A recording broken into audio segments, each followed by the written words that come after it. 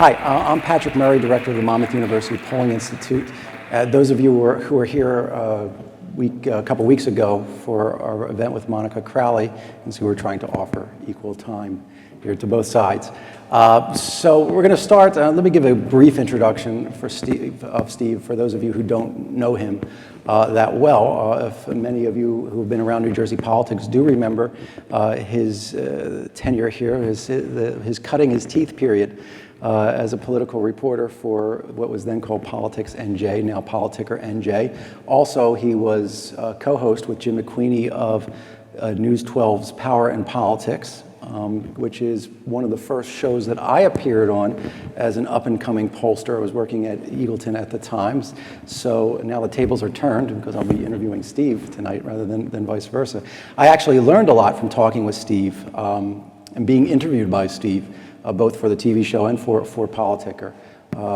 Steve is a font of bizarre trivia knowledge about politics. And I'll read, he writes, he's the senior political writer for Salon.com right now, and so I'll read one of his pieces, and it'll be something else. I totally forgot that the plane was on the tarmac waiting for Mario Cuomo to fly up to New Hampshire. And he pulls this out of the recesses of his mind somehow. He's a native of Massachusetts, so he's very happy with the score of the game tonight. And for those of you, it was 6-1 I saw on the way down here. Does anybody have an update, Nick? Nick, you just gave up, didn't you, on the game? And he's now host of MSNBC's The Cycle, which is, they call it their ensemble show. It's 3 o'clock a weekday afternoon. It's 4 young hosts, kind of give the young person's view, the young voter, the young whatever, the young pundit's view of the world. And it's a fascinating show. I've had the opportunity to watch it a few times since, I'm supposed to be at work at 3 o'clock. But that's what we're there for. Yeah, so I do get to catch it. But I want to welcome Steve Kornacki and thank him for being here tonight. Thanks. Thanks.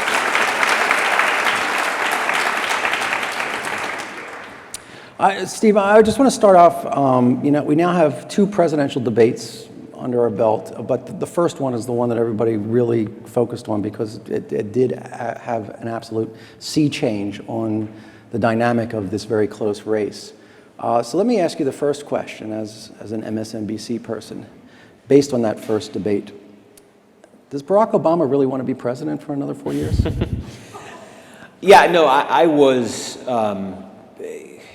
I remember watching Barack Obama in 2008 have 35 debates with Hillary Clinton and John Edwards and Joe Biden and Chris Dodd. And I don't know if there was a single one of those debates that I thought Barack Obama had won. I remember the 3 fall debates with John McCain, and I think Obama was serviceable. The election by that point was basically his to lose. McCain is not the most charismatic communicator. Obama was fine, but certainly not dazzling. I don't think he's a very good debater. So my expectations for his performance weren't that high for Denver. And I think Romney, especially as of a month ago, was underrated as a communicator, specifically as a communicator of scripted messages. They can give him a script ahead of time, a bunch of data points to tick off, a bunch of anecdotes to sort of lean on, and he can really deliver it with confidence and sort of with assertiveness. He can be very glib. I think Romney gets in trouble when he gets off his script, when he gets a little rattled, when somebody asks him a follow-up question he doesn't understand or he didn't expect, or interrupts him. That's when, for instance, if you can remember in the Republican debates, Rick Perry did that. He did a $10,000 bet with Rick Perry, or tried to do a $10,000 bet. He'll say something like that. So my expectations were I thought Romney was going to do better than expected, and I thought Obama was going to struggle, but I didn't see that coming. That was the only parallel I can think of historically, a little bit with Bush and Kerry in 2004, where Bush really didn't show up for the first one and Kerry impressed people and he cut the gap. But the other one that jumped out at me, and it's a different climate, but was Reagan and Mondale in 1984. And that, if you forget it now, because Reagan won in a landslide, but they showed up for the first debate, and Reagan was forgetful, and he was doddering, and he just was all over the place. And there was a wide consensus. I went back the other day and found it to remind myself. There was a poll after that debate that said by a 68-19 margin, people thought Mondale had won it. And I saw I think the result for this one was about the same. Yeah, that was truly surprising to me. And yeah, it's had obviously a lasting impact so far. So obviously, regardless of what happens, Obama is not going to win in a landslide like Reagan in 1984. But do you think that the second debate turned the tide backward? I'll give you a really firm answer here. I don't know. But what I'm looking for, and I think we're going to have a good sense in the next few days, and the question that I'm asking is, I think there are basically two ways to look at and to understand what's happened in the last few weeks after Denver. One is, if your view of this race is that the economy is not doing well and swing voters are inclined to throw President Obama out. They're basically looking for an excuse to vote him out, sort of like they would have been looking for an excuse to vote out George Bush Sr. in 1992 or Jimmy Carter in 1980. If that's your view of the race, then you could draw a scenario where the entire year Mitt Romney was such a bad candidate, self-destructive candidate, whether it was the Republican convention, which was completely botched, that world tour he had this summer where he just stepped on his own message. He became the public enemy #1 in England. Took him forever to get through the Republican primaries, had to move very far to the right, all this stuff. Had a terrible September. There's a very basic threshold. If you accept that people are looking for an excuse to get rid of Obama, there's a very basic threshold that the challenger has to meet. Just basically competent, reassuring, and not somebody who's associated with any really inflammatory positions, inflammatory rhetoric. And you could make an argument that Mitt Romney simply failed to meet that extremely basic threshold all year. And that's why from April until the start of October, when they had that first debate, you could look at Real Clear Politics does this, a website. There's a couple others that will do it too. But they'll do an average of every public poll. And they'll do a daily running average. Today, the average of all the polls is Obama 48, Romney 45, whatever. That was remarkably steady from April until the end of September. And Obama was basically always ahead between 1 point, 4 points, 5 points, somewhere in that range. Romney never led that entire time. So you could make an argument that in that first debate, for the first time for a mass audience, he reached that competence threshold. And if that's all it takes, then I don't think this second debate's going to change much, because I think Barack Obama performed better in this second debate, much better, infinitely better than he did in the first debate. But if people at this point want to know that the alternative is competent, I think Romney held his own in the second debate.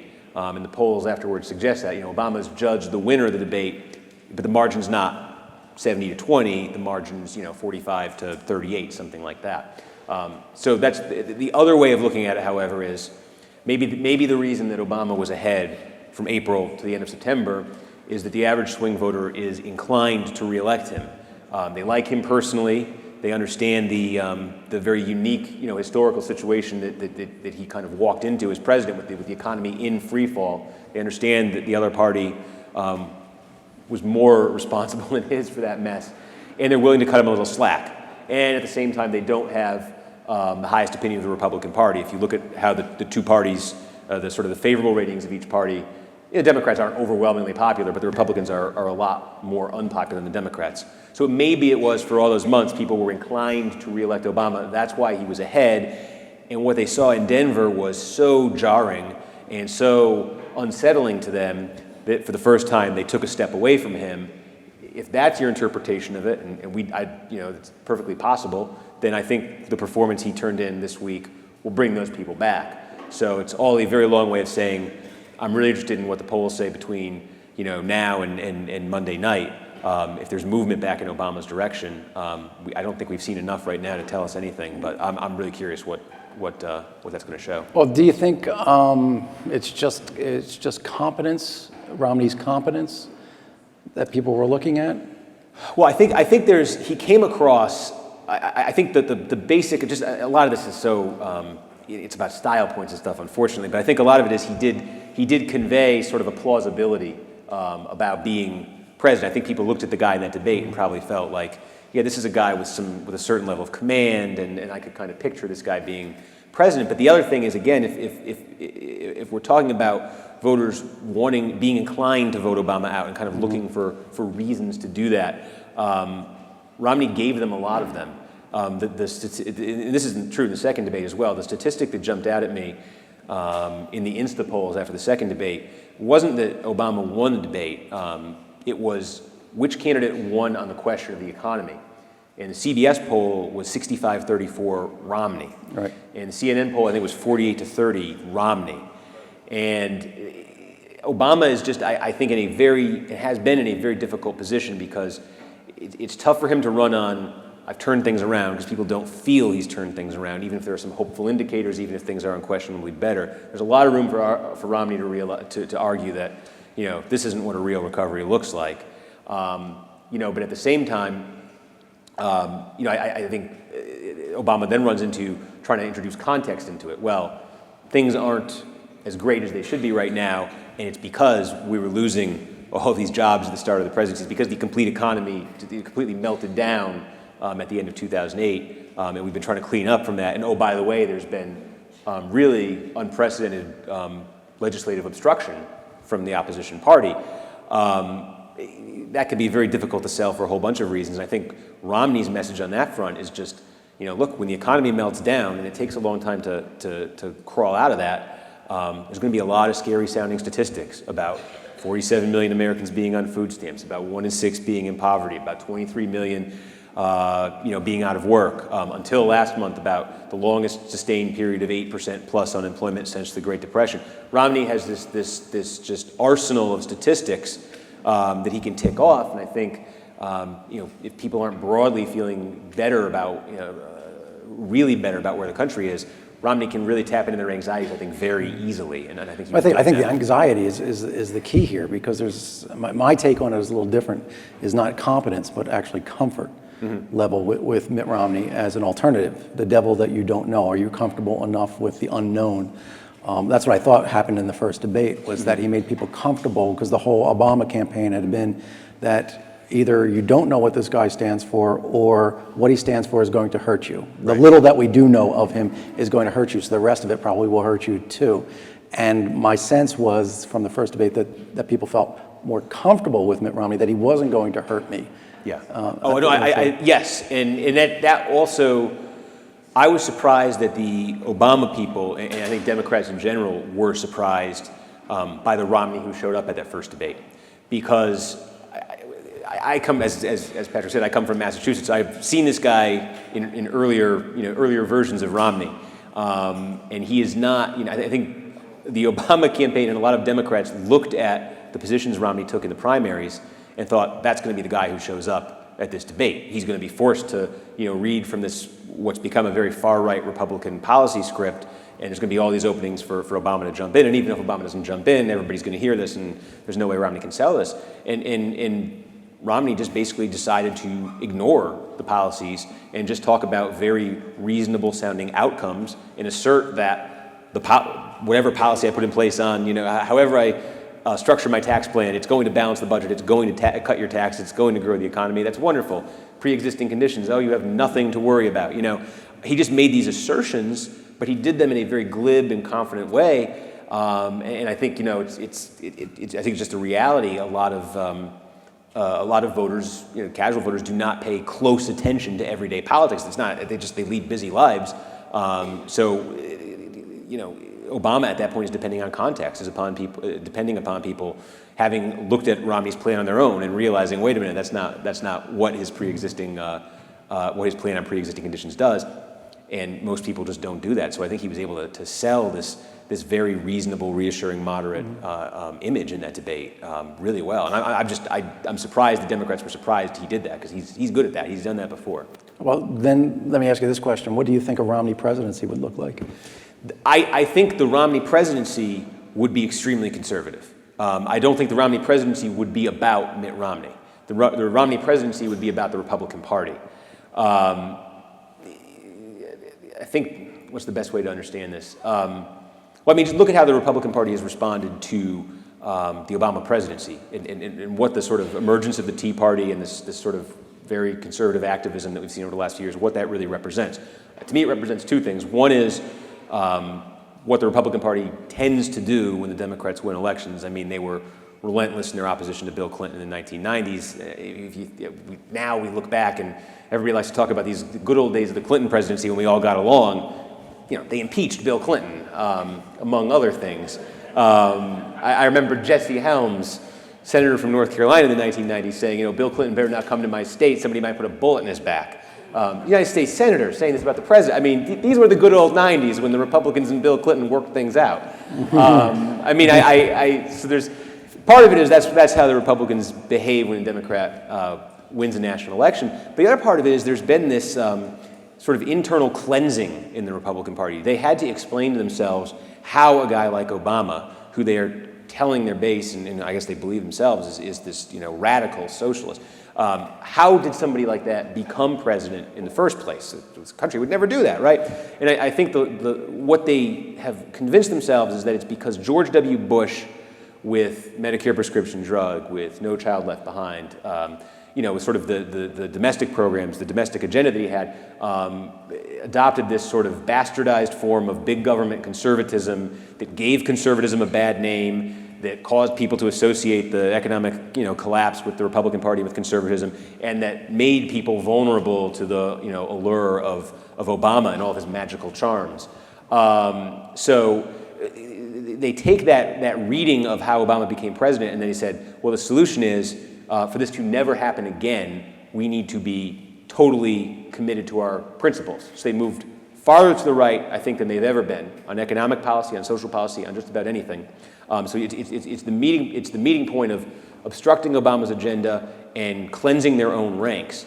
And what we have seen for the last few years is one Republican primary after another, whether it's for House races, for Senate races, for gubernatorial races, candidates who have strayed, incumbents who have strayed, candidates who have strayed from that sort of conservative purity, that pure conservative ideology, have been punished. They've been punished in humiliating, in sort of unprecedented ways. Delaware, 2010, Michael Castle, long-serving, moderate Republican congressman, runs for the United States Senate. Small state, everybody knows him. He loses to Christine O'Donnell in a primary. You know, he voted for TARP and a couple other things, but I mean, you know, this was the big crime. They would rather nominate Christine O'Donnell and lose that race than nominate Mike Castle. You know, we saw this. Sharon Angle became the candidate in Nevada, if you remember her. People started winning these primaries who you never would have seen win one of these things before. Earlier this year in Indiana, you know, Dick Lugar loses to this guy Richard Murdoch, came out of nowhere. And so what that has done is it's made the Republican Party, first of all, guys like Richard Murdoch getting elected to office, that makes the Republican Party in Washington or wherever that much more conservative. But second of all, it has a chilling effect, I think, on anybody in the Republican Party in office who has pragmatic or moderate instincts. If you want to see a preview of the Romney presidency, look at how John Boehner has behaved as Speaker of the House. Because I think John Boehner, in a lot of ways, is similar to Mitt Romney. At his core, I mean, he has a history in politics, and you can look back at him, look back at his career and say, this guy actually has been a pragmatist in many ways until about 3 or 4 years ago. But he is now the leader of the House Republicans. The House Republicans are kind of gripped by that mentality that I just described. And so John Boehner, he's not a leader. He's the guy who happens to have the leadership position, but he's led by them. And early on in 2011, he's the new speaker, and the conservatives in his party want the Paul Ryan Medicare plan. They want to rally around this and make this their own. John Boehner and a lot of the people close to him recognized right away this is not politically a good idea to be running on voucherizing Medicare, especially if we're going to pass this and it's going to die in the Senate, and that's going to be that. But he had no choice. He couldn't stop them. A stronger leader in a different situation would say, well, that's crazy. Well, we're never going to bring that bill up. But Boehner had no choice but to bring it up, and every Republican except for 5 or 6 in the House had no choice but to vote for it. So it's all a long way of saying I expect if Romney is president, it's going to be the same. His role in the Republican Party is to sign whatever that House and that Senate pass. So he's going to be the CEO of America. Get the other people to do the work. Yeah. Other people will do the work, and you get the credit for it. Yeah, or the blame. I don't. But what do you think another 4 years of Obama's presidency would look like? That's That's a wild card, and Well, that's interesting, and that's part of since he's the, already been president. and that's part of the, and that's part of the reason why I think that's part of the reason why he's struggling a little bit. There are a couple things. I mean, one is, first of all, the act of reelecting him, even if he doesn't do anything proactive in his second term, has the effect of preserving what he achieved in his first term. Healthcare reform can be wiped away if he's not reelected. You know, Wall Street reform, Dodd-Frank, whatever you think of it, can be wiped away if he's not reelected. So there's a lot of the first 2 years of his presidency were actually very productive. I think it's been the most productive period in Congress since LBJ and the Great Society. Simply preserving that progress would be, I think, would be an achievement of a second Obama term. But then the question to me becomes, the first major issue to confront whoever wins this election is this whole thing of the fiscal cliff. And you've got, a series of tax cuts that are expiring at the end of the year. You've got automatic spending cuts, particularly on defense, that are scheduled to kick in. And now the defense industry and all of its allies are we can't abide these cuts. My question is, and I do not know the answer to this. If Obama's reelected, will we get the Obama we had when Republicans first won the House in 2010 and in 2011, when he pursued this grand bargain with John Boehner, this comprehensive long-term debt deal where the Democrats are going to be willing to put on the table some kind of cut or reform in Medicare or Social Security, social safety net programs. In exchange, they're somehow going to get a compromise from Republicans on revenue, that's a whole other issue. I don't see how they're really going to get more revenue out of Republicans. But is that where what he decides to pursue? Is it, Tim Geithner is stepping down as Treasury Secretary. Does that mean Erskine Bowles becomes Treasury Secretary and they go back to this grand bargain approach?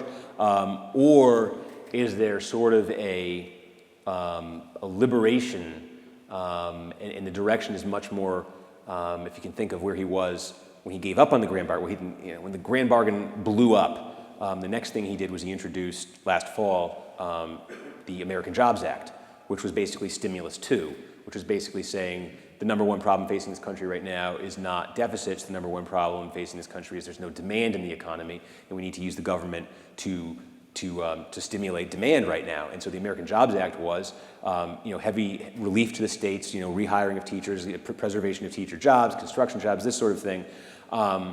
Does he turn around and say something like that's going to be my priority now, that kind of economic philosophy? And I don't think anybody has a really good read on what that's going to be. And it's in that debate the other night, I think a lot of commentators point out, he didn't really say this is what a second term is going to be like. And it's pretty glaring to me. He introduced this bill, the American Jobs Act, last year, in part to show what he believed and what he wanted to do, but in part to highlight Republican obstructionism. And so it was meant as sort of a campaign tool, and he hasn't used it in his campaign. He has not been out there talking about, I have this plan, they've obstructed it, I'm now coming to you, John and Jane American. It's up to you to stand with me and deliver a message to the Republicans that this is what you want our country to be doing, this is what this election's about. He hasn't done anything like that, and so it's left me confused where he would go. Well, I feel the same way as somebody outside trying to figure out, what the strategy is behind a campaign. And I feel that the Obama campaign has missed a lot of opportunities to try to paint these distinctions or say that this is what we tried. Who is he going after? What segment of the electorate is he going after with whatever strategy he's using? I mean, the most obvious one that they've been going after all year is women, and to a degree that all this micro-targeting in the electorate now, where you can identify, there's not just women, it's married women. It's not just married women, it's married church-going women with 2 children, and you can keep breaking down the electorate in all these different subgroups. But the one group that I've really seen, women. What's the term here? There's this Ron Brownstein, who's on CNN a lot. He writes for National Journal. He writes a lot about basically demographic data and politics. And he says that what Obama has been trying to cultivate is the coalition of the ascendant. These are demographic groups that are sort of rising in their influence, in their presence in American life. College-educated women, for instance, Hispanics, Latinos, African Americans. The idea being he is trying to cultivate such high support in these sort of emerging, growing demographic groups in a way that if you had the same breakdown a generation ago when the demographics of the country were different, you wouldn't win the election. But today he could have a lower share of the overall white vote, but win the election based on having Latinos, based on having women, based on having high turnout among blacks, that sort of thing. So they've concentrated on a kind of completely different coalition, and I think they've looked at this traditional. You always look at these sort of. Traditionally, we always look at these sort of blue-collar white voters as the key pivotal swing voters, and I don't think that's loomed as large in the Obama calculus. I hear a lot of the punditry looking at some groups. Remember early on in the campaign, they're talking about the Catholic voter, right? And the Catholic voter is the swing voter, the determinant voter, but it's not true. It's because the Catholic voting bloc, they're not a bloc. The group of Catholic voters are entirely diverse. That's why they reflect the outcome is just because they're diverse, not because they vote as Catholics necessarily.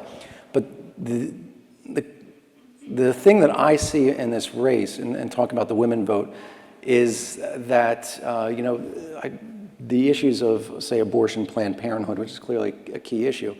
I've been asked about this recently because of my polling numbers. We've seen the advantage for Obama among women voters shrink. Saw that in the Gallup poll. We've seen it in a lot of other polls. And they said, well, because of the first debate, these moderate women have moved away. Are they going to come back because of this issue, this Planned Parenthood? I said, that's not why they moved. They didn't move because of Planned Parenthood. They moved because of the economic issues, their comfort level with Mitt Romney on their kids' schools and being able to feed their kids and all those other things.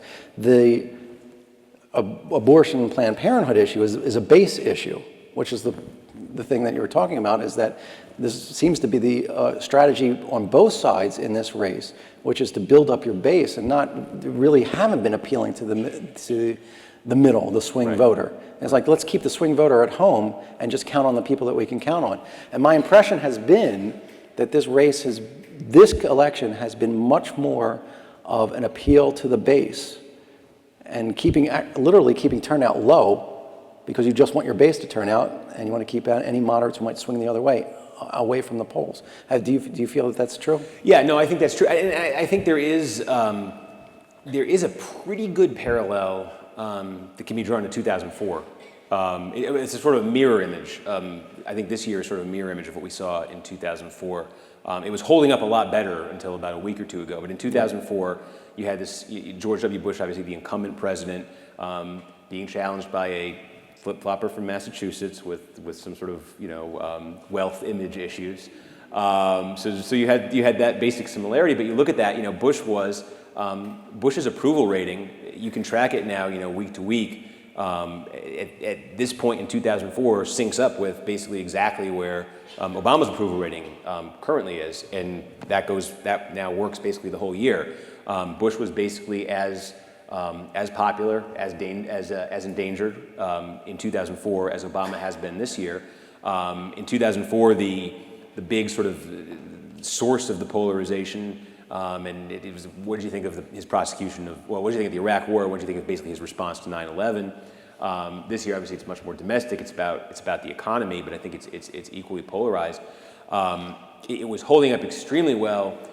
Kerry fell behind in September, just like Mitt Romney fell behind in September this year. Kerry got much closer after the first debate, but he never caught Bush in the polling average. He was behind through October. Now we have Romney actually pulling ahead of Obama, so I'm starting to say maybe this is breaking a little different way. But I think it's very similar in that minds were made up very early in that race. There was a very small pool of voters who actually could be swayed, and it was a lot more, you think about appeals to the base. 2004 was the year that, Republicans got a lot of these anti-gay marriage, ballot initiatives put on state ballots across the country, the idea being to increase turnout of social conservatives, the conservative base, and then while they're out voting against gay marriage, they'll vote for Bush. That being the idea, at least. I actually don't know if that worked at all. I've heard people say they think that did it. I'm kind of skeptical, but that was the nature of the thinking in 2004 a lot, and I think we're seeing that this year. I forget whether it was Nate Cohn or Harry Enton or one of those, or probably somebody else, who looked at the swings in the polling averages after debates, before and after debates. And prior to this year, I think the biggest single debate swing was maybe 3 points. Now we saw 4 to 5 points with the first debate this year, so that's unheard of. One of the things that I thought has shaken this race up is that they were counting on a base vote. They weren't counting on this volatility. They were counting on having people locked in and really fighting on the margins. But a 4 or 5 point swing means that maybe 10% of the electorate is still up for grabs, still movable, of the potential electorate, people who could still show up and vote. That's a high number for a presidential race at this stage of the game. So how do both campaigns kind of change their strategy now that it's no longer the driving down that moderate vote and putting your base out? Well, and it's tough right now too, and this is, so we have one debate left, and theoretically this is the final great opportunity for each candidate to change the race in a fundamental way. But of course, the one debate that's coming up is designated as the foreign policy debate. Yes, foreign policy is extremely important. There'll be important issues discussed. I wonder if the fact that it's a foreign policy debate is going to depress the audience for it. But more to the point, I don't think the issues that are likely to move voters in measurable ways are going to be discussed at this debate. And so I'm almost looking at this now and saying we're a couple of weeks away, and outside of this debate and outside of any kind of a major unexpected world event or something, I don't see what's out there that can really change the dynamic of this thing, which is why I keep saying I'm so always interested to see how these polls shake out after a debate, but I'm particularly interested after this one because I really saw this one as the last obvious opportunity for Obama. He needed it more than Romney at that point, for Obama to really change the way the race was looking on domestic issues. And I don't know what he can do. Have advertising that I assume the advertising, I always assume the advertising will basically be a wash at the presidential level. I don't think we're just going to, there could be a slight disparity. One party can have more money than the other, but I think there's so much free information out there. People know these candidates. I don't think the advertising is going to matter that much. We talk about the ground game, and maybe there's some advantage there, for Democrats that anything could matter in an extremely close race. But in terms of in speeches, I don't think they're really going to be moving people. So I don't see what else there is on the horizon that's gonna shake this up again. So this is a ground game in 8 states that we're talking about, 8 to 10 states. Yeah. So this is the original strategy, which was going to be that ground game, and the Obama campaign felt that they could win that ground game, which is, we look historically, that's unusual. That the Democrats feel that they could win a comparatively low turnout ground game base election, and it looks like they're going to do well in Ohio, particularly with the early vote and the early voting decision. I talked to a number of Democrats who expressed the view of I'm worried about where the national polls are right now and where they're trending, but then I look at Ohio and I feel better. And my response has been, don't. Look at Wisconsin, because there's all sorts of different scenarios here, but here's the way I'm looking at the electoral map right now. Romney has to have Florida, so let's just say he gets Florida. He has to have Virginia, let's say he gets Virginia, and he has to have Colorado, let's say he gets Colorado. I mean, he may not take any of those states, but to have a chance, he has to win those. Okay, give him those states in North Carolina. Give him those states, and he has 257 electoral votes, and you got to get to 270. Now, if you take Ohio on top of that, done, you're there, that's 18. But if you lose Ohio, you still have options. And the most reasonable path at that point is win Wisconsin, which is 10, and then win one of New Hampshire. There's a poll there yesterday that has it dead even. Nevada, nobody can figure out what's going out there with polling, but that's a plausibly winnable state for Republicans. Or Iowa. Obama's been ahead in Iowa, but not by an overwhelming margin, and it's Iowa. It has a Republican governor, all these things. And I think Wisconsin is a much riper target for Republicans for a couple of reasons. One is that it's Paul Ryan's home state, and they always say vice presidential candidates have no effect on the outcome, which is basically true. But I think they found not when it comes down to 1 point. Right. There's there could be 1 or 2 points in the home state. Yeah. So that's a great state to have the 1 or 2 point edge in right now if you're Romney. The second thing about Wisconsin though is it had one of the most dramatic swings in the country between 2004, Bush and Kerry, and 2008, Obama-McCain. It was won by a fraction of a point by John Kerry in 2004. It was won by 14 points by Barack Obama in 2008. And that's the national thing did not move that dramatically. This was huge. Several other states had similarly dramatic shifts. North Carolina comes to mind. The difference is, in a state like North Carolina, that result was attributed to demographic factors. There was sky-high turnout of African-American voters, for instance, in 2008 that hadn't quite been there in 2004. There's changing demographics. North Carolina, is a state in flux, so especially like the Research Triangle area is becoming more like the North, all these things.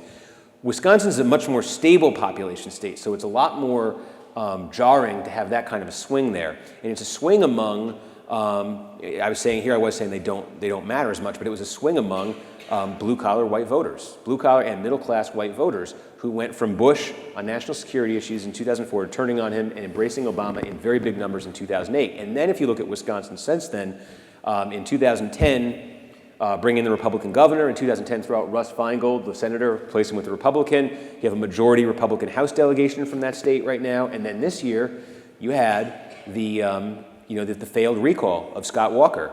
And so those all of that is the product of those voters who switched from Bush to Obama in 2008, going back to the Republicans in 2010, staying with Scott Walker this year. And so I think there's a larger pool of available swing voters in Wisconsin than in most states. They're tailor-made for Romney in the economic message. He's got Paul Ryan on the ticket with him.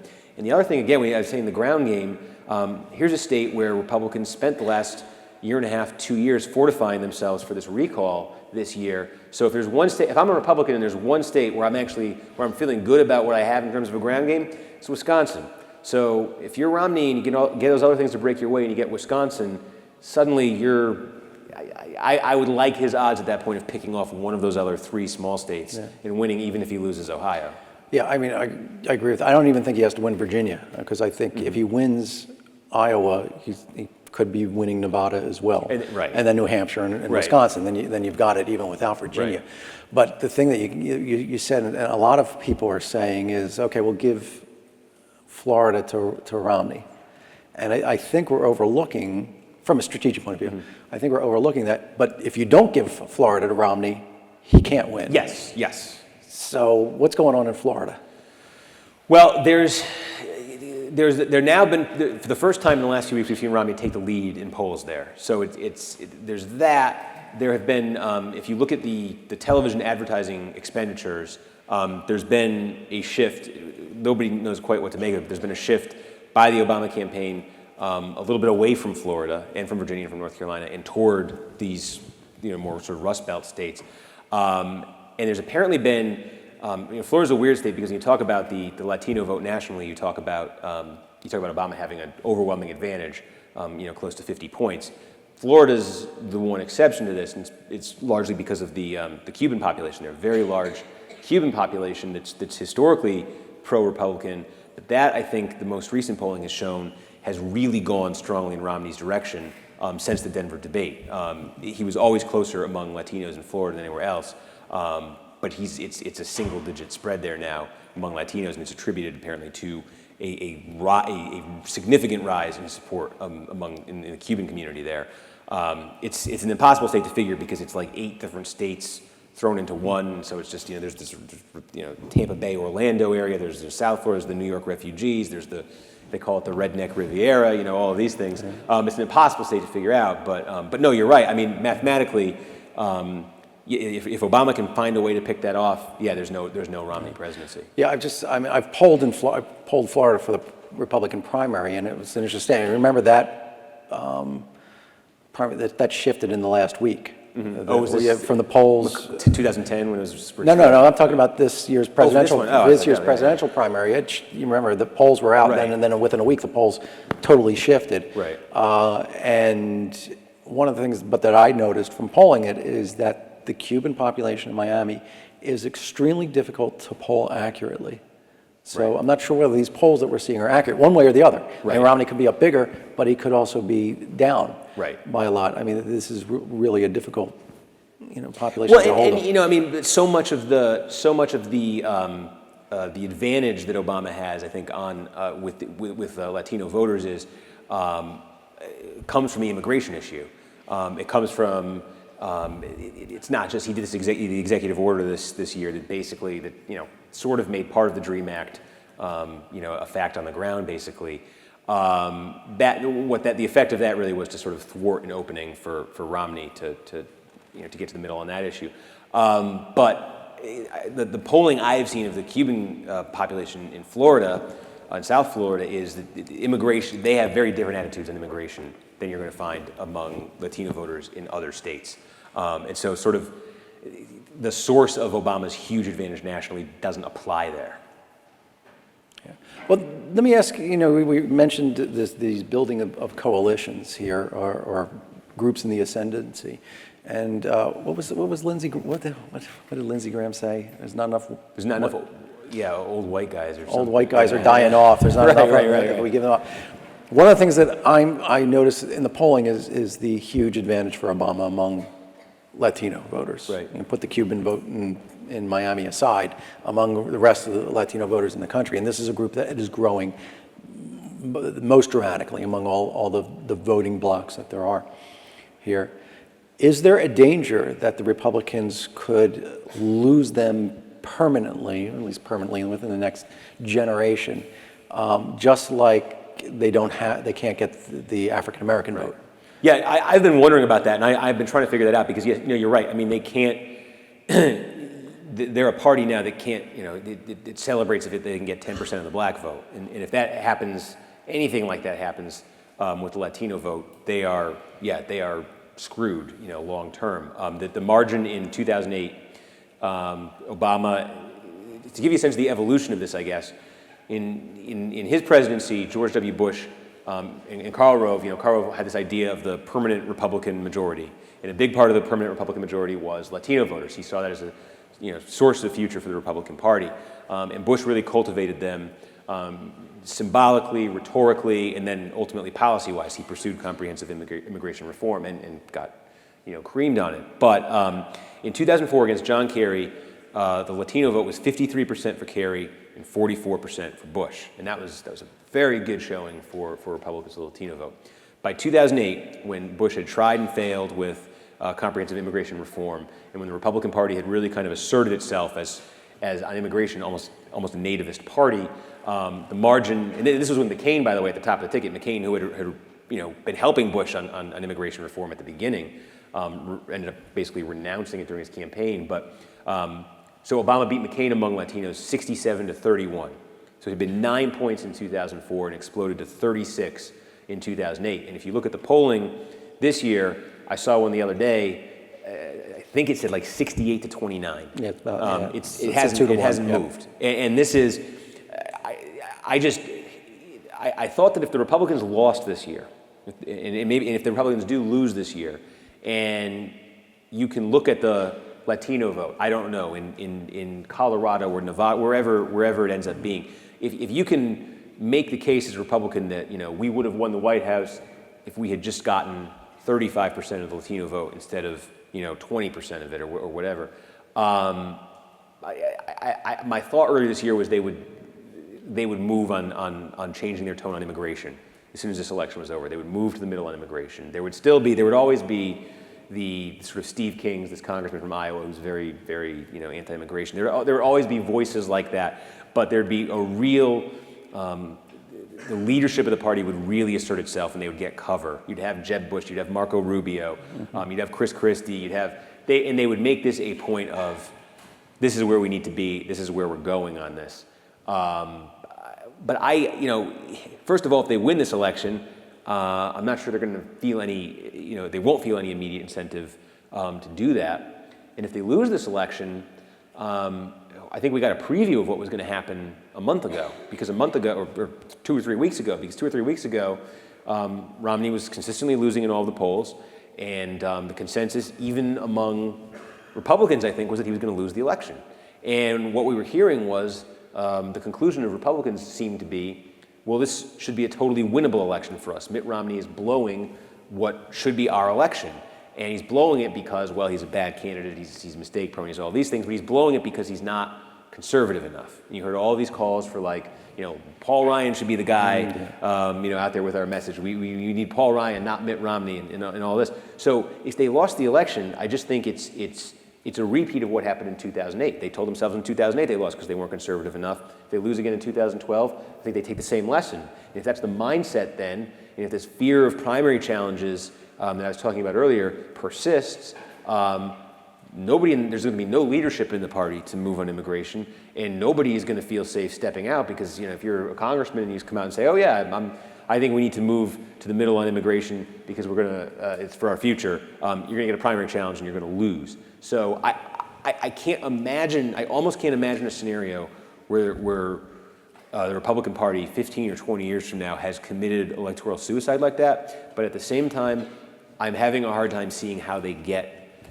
away from that happening. I can't see it right now. All right, we're going to open up to questions in a minute, and there are going to be people, there's our polling institute staff are going to be around with microphones, so if you want to ask Steve a question,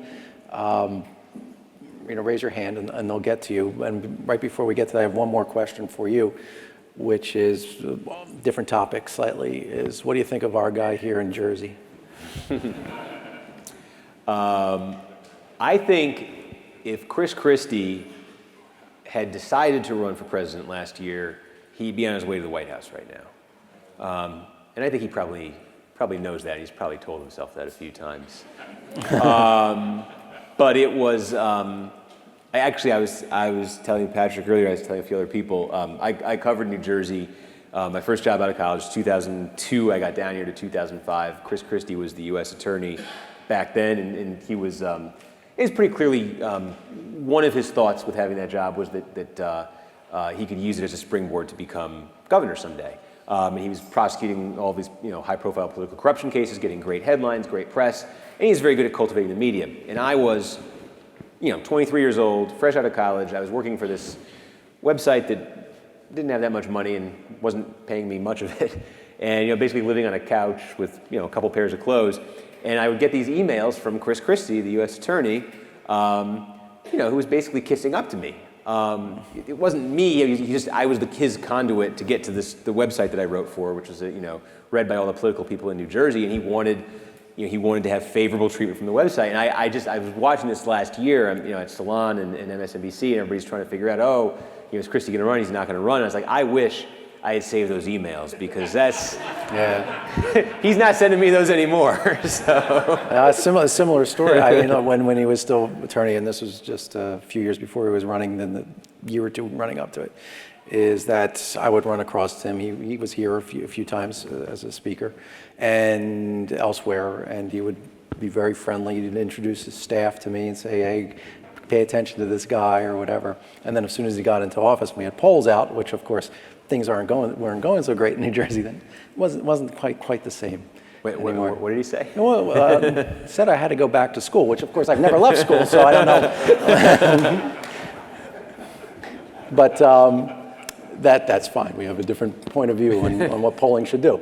But does anybody out there have a question? Liz, I have thanks. Rich O'Reilly here. Hi, I have a question about the future of the Republicans. If Mitt Romney loses, let's project a scenario where Romney loses, maybe the Democrats gain a seat in the Senate, maybe the Republicans lose 5 or 10 seats in the House. Okay, it's not a catastrophic landslide. Does the Republican Party begin to splinter? Do the moderates finally say, I can't continue to exist in this organization? I mean, what are your thoughts on that? How would you speculate on that issue?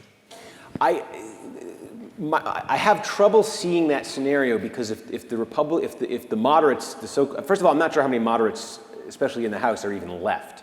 But if they come to that conclusion, I think they're committing political suicide. They can't say, okay, I'm done with the conservatives. I'm going to survive on my own now. I'm going to be a moderate because I come from, say I'm from Illinois and it's a blue state and my district is favorable to Democrats and it kind of likes Obama. And from now on, I'm going to cooperate with Obama and that's going to be my way forward. I think the problem is, and we saw this in 2010 and we saw this again this year, even in blue states, even in Democratic-friendly areas, this sort of purity minded Republican base is punishing people like that, people who do a fraction of that. Again, I come back to like Mike Castle losing that primary to Christine O'Donnell in Delaware. I mean, he didn't lose to an ambitious 6-term conservative congressman who ran or congresswoman who ran a great campaign and had all sorts of grassroots money. I mean, he lost literally to a random person who had her name on the ballot. And then we found out all this stuff about after. I mean, when that is happening, I cannot see how, especially in the wake of say a Mitt Romney loss. If the party is drawing the lesson that where we are right now, when we're nominating Christine O'Donnell for Senate races, when we're nominating Richard Murdoch for Senate races, that this isn't conservative enough, I can't see moderates having any room to go off on their own in a party like that. I mean, of course, the thing I always remember is, as I said earlier, the Republicans were just as rough in a lot of ways on Clinton as they've been on Obama, just as unyielding in their opposition for much of the first term. They had the 94 landslide and everything. And when Clinton got reelected in 96, yes, they did impeach him, but they were willing to work with him a little bit more in his second term. My theory is that they really felt in the 90s that Clinton had beaten them. He beat them on the government shutdown with Newt Gingrich in 1995. He beat them in the 1996 election. I think the conclusion, if Obama gets reelected, that they take is not, yeah, Obama beat us, it's we lost it. And I think that has a much different effect. Okay, over there. I just wanted to find out your opinion on Candy Crowley the other night, whether or not it was appropriate for her to do a fact check on the Benghazi question. Right. Yeah, here's the thing, like especially listening to her comments about it afterwards, I think I know what happened there. And to Obama supporters, it looked like, I mean, it was a very bad moment for Mitt Romney. There's no getting around it. It looked like she was calling out Mitt Romney. I think what she was actually trying to do there, in her mind, wasn't fact check Mitt Romney as much as it was move the conversation forward. Because if you notice the way she worded that, this part nobody focused on. She corrected Romney on, yes, actually look at the transcript. This is what Obama said in the Rose Garden. But then she said, but you, sir, are correct on that it took 2 weeks. But the audience was applauding over the second half of that. And so I think it came across differently than she intended it. And I think what she was doing was absolutely the duty of a moderator, and that's, they're now, you have these two candidates standing in front of you arguing over, you said this, and no, I didn't say this, and you have a person there who happens to know what was said, and so she introduced that. I think in her mind, not in a way to sort of show up one of the candidates or anything, just as a way to move the discussion forward. And in that sense, I think if Romney came up looking bad there, that's his fault at that point because he shouldn't have made the claim. But I think the whole issue of real-time fact-checking by moderators, I have mixed feelings about it because I think a lot of times we have this problem with fact-checkers now in the media. Every newspaper now has a fact-checker, and all these organizations have fact-checkers, and you find out their interpretations become subjective too, to a certain degree.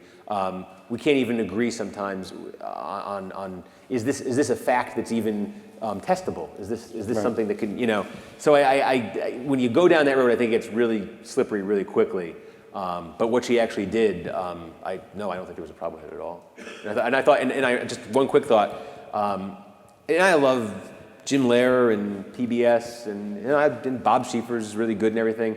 But the commission that runs these presidential debates, I think, can be a little old, a little stodgy, and they lean on the familiar. So Jim Lehrer has moderated 728 presidential debates now, and they've got Bob Schieffer coming on Monday night. And you know what? They tried something a little different on 2 other occasions this year: Martha Raddatz and Candy Crowley. And I think Martha Raddatz and Candy Crowley it was refreshing. It was much better than Lehrer did this year, and I think than Lehrer's done in the past. It's better than a guy like Schieffer.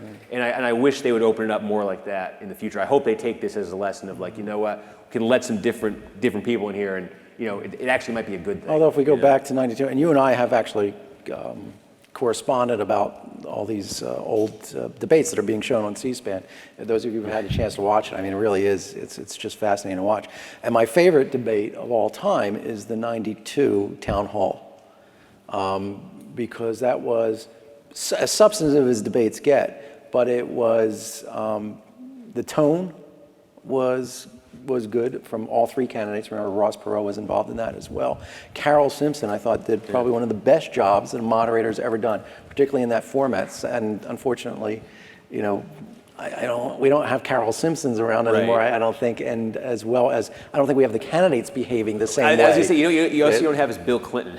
Because if there was ever a candidate made for the town hall setting, it was Bill Clinton, and it was whatever you think of him, you know. But I just watching him perform in that setting, it's like a master at work, you know.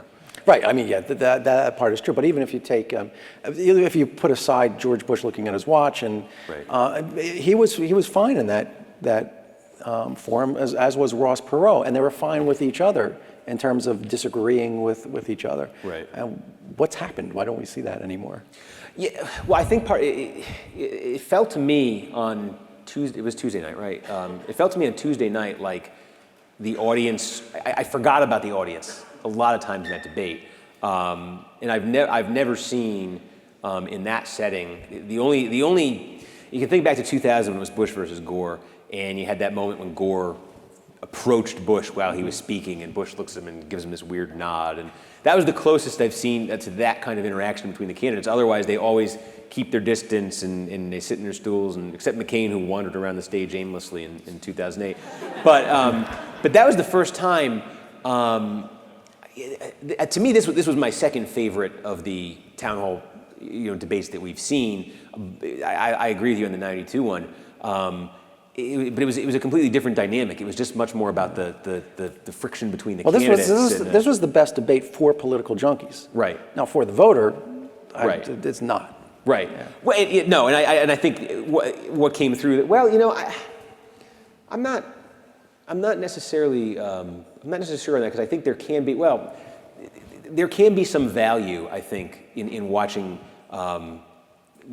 as direct interaction and confrontation between the two candidates as we had this week, and we don't get that much. I hate when they, it actually became pretty animated, but I generally hate when they have the round table and they sit them at the table, and I'm sort of Phil Donahue actually. Maybe we should put them in a room without a moderator or an audience. This is what I was just going to say.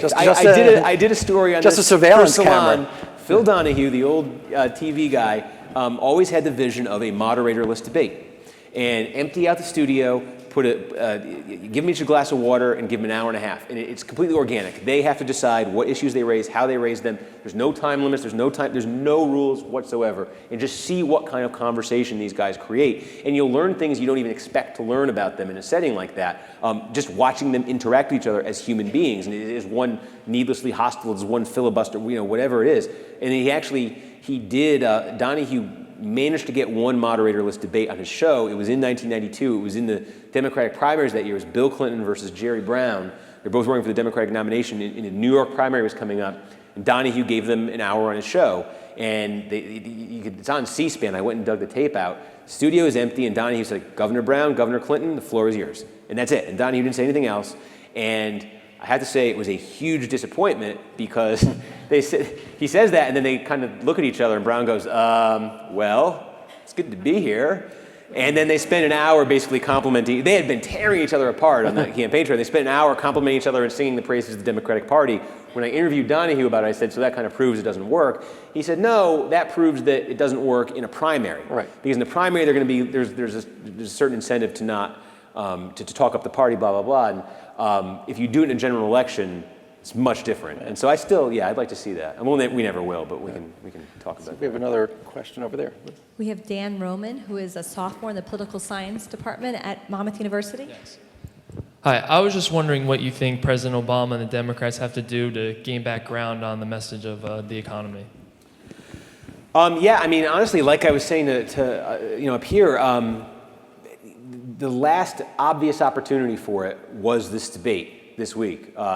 You had 80% of it at least focused on domestic issues. You're going to have next week's debate, and maybe there's a way to work the economy into that. Maybe Romney, who I think would rather be talking about the economy and domestic issues, will try to bring it up, and I think there'll be some openings there for Obama. But I think that the things that have worked for Obama on the economy, that have helped him this year in general, one, and I don't know how he can say this necessarily, but one is that people remember what he inherited. You still look at polls and ask people who is more responsible for the current economic conditions.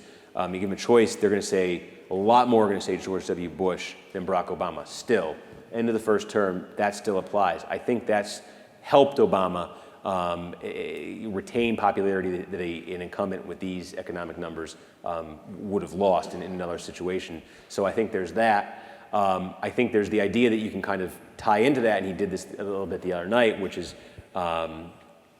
which is about, well, okay, you remember who got us into this mess, and you remember what those policies were, and Vin was saying this earlier, and is there any difference between what Mitt Romney is proposing and what George W. Bush did? And that, to me, was the second worst moment for Romney at the debate the other night, the first being Libya, but the second worst was when a voter got up and asked him, said, I am concerned that you will be no different than George W. Bush. Can you calm my fears? And he at first seemed to be trying to duck the question, and then he responded by talking about, I think, trade with China, no Obamacare, and saying he wouldn't, just asserting that he wouldn't raise the deficit, he would fight the deficit. But if you look at his tax plan, it's the same basic framework that Bush used. So I think he's very vulnerable on questions like that. On this study that came out the other day that said the 12 million jobs promise doesn't really add up. I think those are the areas that Obama needs to be focusing on, and then also it's tough to do it, but convincing people that there has been significant progress, not sufficient progress, but significant progress. Bill Clinton did a great job of that at the Democratic Convention with the message that he used there. I'm not so sure that Obama, for instance, Obama at the debate the other night talks about, in a different question about, there's a voter who said, I voted for you in 2008, and I'm not sure I can do it again this year. Can you tell me what you've done to warrant re-election? And Obama ticks off a bunch of his accomplishments. And one of the first ones is, well, I said I would cut middle-class taxes, and I did. And it's true, he did. But there's polling on this. Nobody knows he did. Nobody knows he did that. No, it was in a stimulus. Yeah. Nobody knows it, and nobody believes it.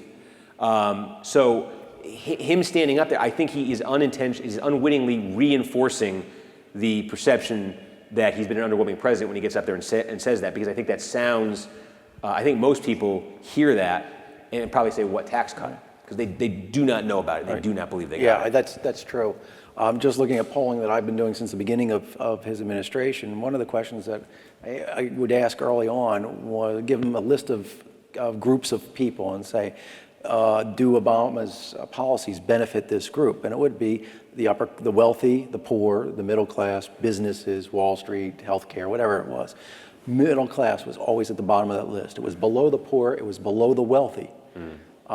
In terms of what the perceptions were, what his policies were. And that's what gets back to what we were talking about with the blame, about who's to blame for it. And that's what I was finding in this combination of polling at the end of September. This was why Obama had a 3 to 4 point lead in the polls at the end of September, which was, we're not convinced that what he's done is the best that he could have done. Necessarily, or the greatest, or that he was really concerned or focused on the middle class, but he was handed a mess. And we're not comfortable with the other guy. It was that combination of things. He never won people on that economic argument. Right. It was that he won it in a part in comparison to a discomfort with Mitt Romney, and Mitt Romney being worse for the middle class than Obama. But Obama wasn't good for the middle class. Right. So that first debate changed that. Right, yeah, Romney. Right. Now Romney, Romney might not be bad for the middle class, and Obama wasn't great for the middle class. That reinforced something that people, I think, were shoving aside. That sense of discomfort that Obama really didn't have the middle class forefront, wouldn't have it in the 4 years. I think people were putting it aside simply because of the discomfort with Mitt Romney, which gets back to, Dan, your question. I think he can't win that argument. Right. It's gone. I mean, he only was winning it by default. If the knock on him of you haven't given us a good second term agenda, but it's almost like if you do that, you'd say, well, why didn't you do that in the first term?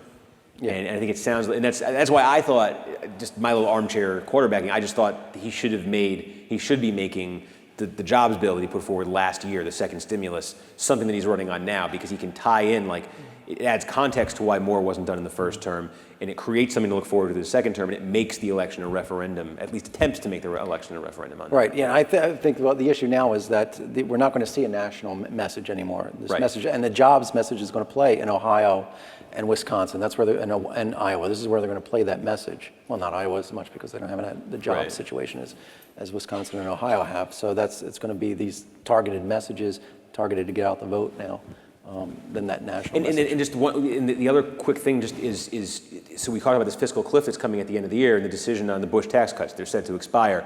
And it's been more than 20 years since a single Republican in Congress has voted for tax increase. I think one of the promises, Obama adamantly does not want to extend these things. He can let them expire by doing nothing, but there's all sorts of consequences there.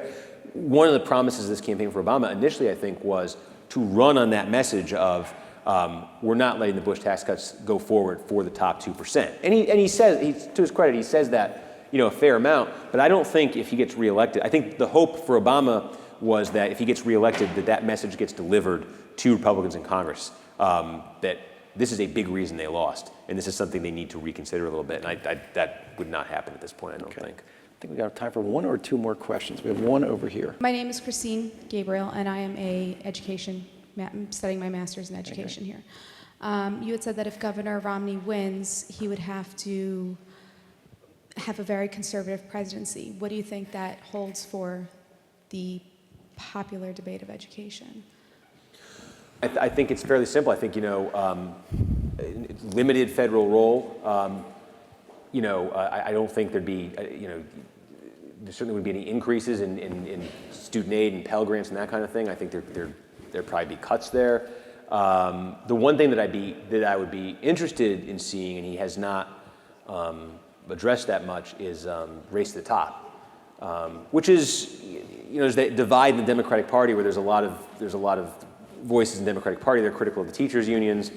Then there's sort of the more pro-union side, and Obama, with the Race to the Top program, sided with the critics of the teachers' unions a little bit.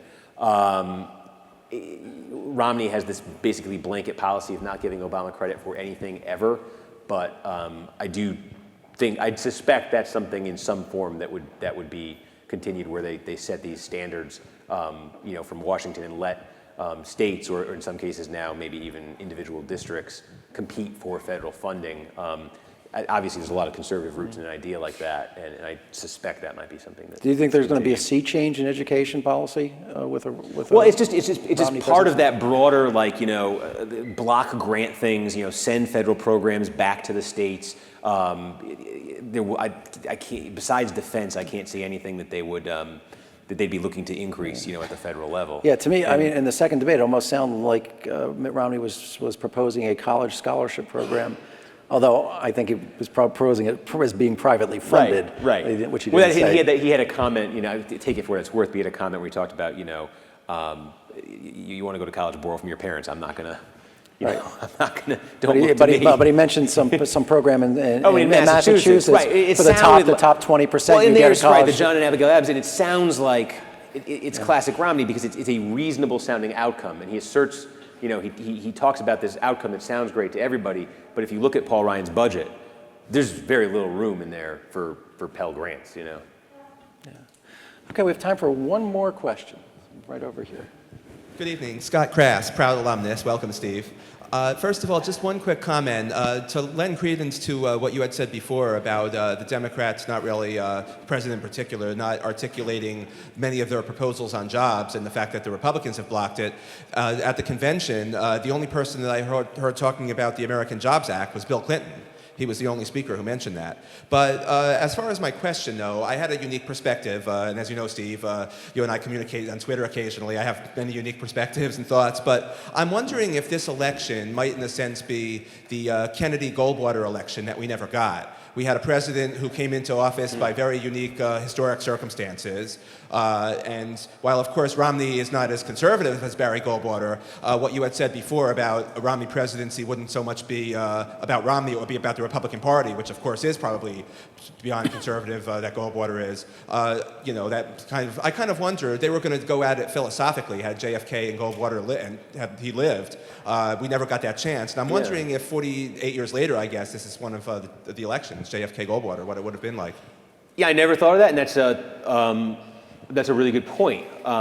We look back at 1964, and it's an epic landslide, LBJ over Goldwater, and Goldwater has Arizona and a few southern states, and he's getting 30% in the north, an absolute landslide. We forget that, I think it was about a month before Kennedy was killed in fall '63, pretty sure it was a Time magazine cover, might have been Newsweek if it was around, I think I'm pretty sure it was Time, actually put on its cover an electoral map for 1964 with a Goldwater victory scenario, Goldwater over Kennedy. And you had civil rights. Obviously, the issues were much different back then. Civil rights being at the fore of the national debate. But you had this dynamic where Kennedy came in. I think if you look at the sort of base of support that Kennedy had, in a lot of ways, it's similar to Obama's. I think he represented something similar in his time to what Obama represents in our time.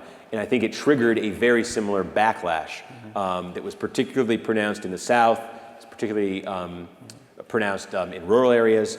Although he had a 60% job approval rating. I was getting to that. The one difference is the economy was in much better shape in 1963 and 1964.